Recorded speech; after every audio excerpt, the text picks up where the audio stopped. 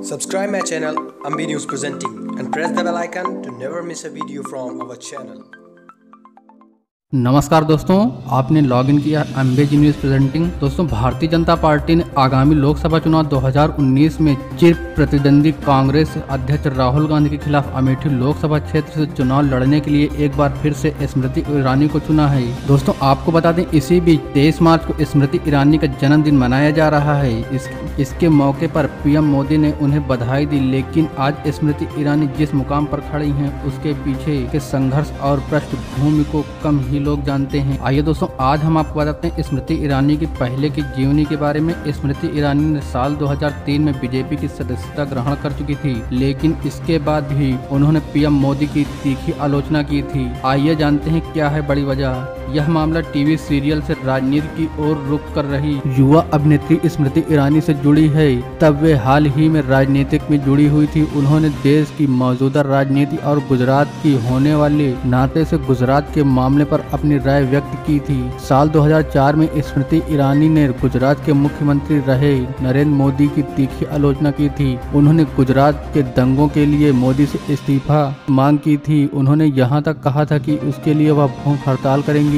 साल 2014 में चुनाव के मैदान के दौरान उन्होंने एक सभा में इसके बारे में कहा था। गुजरात दंगों के लिए नरेंद्र मोदी की आलोचना भी की थी और उसके बाद उन्होंने यह मामला वापस भी लिया। जब नरेंद्र मोदी की आलोचना तो जैसे तैसे किया, यहाँ तक कि सफर स्मृति ईरानी के राजनीतिक जीवन 2003 में तब शुरू हुआ जब उन्होंने भारतीय जनता पार्टी के सदस्यता ग्रहण की और दिल्ली के चांदनी चौक लोकसभा क्षेत्र से चुनाव लड़ा। हालांकि स्मृति ईरानी कांग्रेस उम्मीदवार और पूर्व केंद्रीय मंत्री कपिल सिब्बल से चुनाव हार गई, लेकिन इस हार के बाद उनकी पार्टी में हैसियत पर कोई फर्क नहीं पड़ा। सन 2004 में स्मृति ईरानी को महाराष्ट्र यूथ विंग का उपाध्यक्ष बना दिया गया। स्मृति 5 बार केंद्रीय समिति के कार्यकारी सदस्य के रूप में मनोनीत हुई और पार्टी के लिए राष्ट्रीय सचिव के रूप में काम किया। पार्टी ने स्मृति ईरानी पर भरोसा जताते हुए सन 2010 में बीजेपी महिला मोर्चा की कमान सौंप दी। सन 2011 में जब मोदी गुजरात के मुख्यमंत्री थे, तब स्मृति को गुजरात से राज्यसभा भेजा गया। इसी साल स्मृति को हिमाचल प्रदेश में महिला मोर्चा की भी कमान सौंप दी गई। मोदी जिन पर सबसे ज्यादा भरोसा करते हैं उनमें से एक स्मृति ईरानी भी शामिल हैं।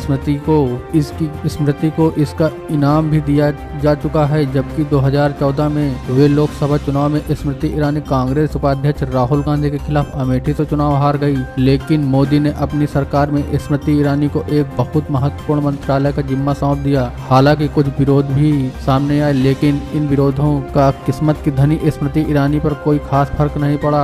अब एक बार फिर से राहुल गांधी के खिलाफ अमेठी से खम भर रही, लेकिन इससे पहले उन्होंने टीवी जगत में एक मुकाम तय किया था। सन 1998 में Smriti Irani fame India miss सन 1998 में स्मृति ईरानी फेमिना मिस इंडिया सौंदर्य प्रतियोगिता में फाइनल में पहुंची, लेकिन विजेता नहीं बन पाई। स्मृति को 2 साल बाद 2000 में टेलीविजन सीरियल हम हैं कल, आज, कल और कल में अभिनय करने का मौका मिला, लेकिन उन्हें पहचान मिली एकता कपूर के सास बहू सीरियल क्योंकि सास भी कभी बहू थी में लीड रोल से स्मृति ने 5 सर्वश्रेष्ठ अभिनेत्रियों के लिए भारतीय टेलीविजन अकादमी अवार्ड, 4 इंडियन टेली अवार्ड और 8 स्टार परिवार पुरस्कार जीत चुकी हैं। राजनीति में उनका सबसे ज़्यादा नाम जब वे मोदी सरकार में मानव संसाधन विकास मंत्री बनी तब हुआ, लेकिन इसके बाद सन 2004 में दिल्ली के चांदनी चौक से लोकसभा चुनाव लड़ते समय स्मृति ईरानी ने दिल्ली विश्वविद्यालय से 1996 में बीए की डिग्री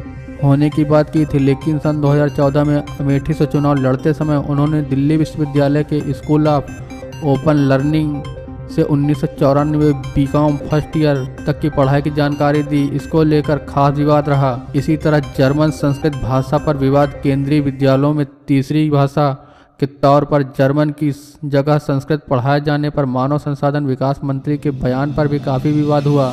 हाल ही में स्मृति ने सफाई भी दी और कहा कि भाषा को लेकर जानबूझकर विवाद पैदा किया गया। तमाम जद्दोजहद के बाद अब स्मृति एक कुशल राजनेत्री की तरह आगामी लोकसभा चुनाव में कूद पड़ी हैं। आज जब उनके जन्मदिन पर पीएम मोदी ने उन्होंने स्मृति ईरानी को बधाई दी तो उन्होंने जवाब में अमेठी तैयार है कहकर उनकी शुभकामनाएं स्वीकार की। अब देखना होगा कि यह राहुल गांधी के खिलाफ किस स्तर पर चुनावी दे पाती हैं। तो दोस्तों, आज की यह वीडियो आपको कैसी लगी और स्मृति ईरानी के राजनीतिक करियर के बारे में आपका क्या कहना है, आप अपनी राय हमें कमेंट बॉक्स में जरूर दें। न्यूज़ अच्छी लगे तो न्यूज़ को लाइक करें, शेयर करें और राजनीति से जुड़ी हर अपडेट के लिए हमारे चैनल को सब्सक्राइब करें। मिलते हैं अगली वीडियो में, तब तक के लिए नमस्कार।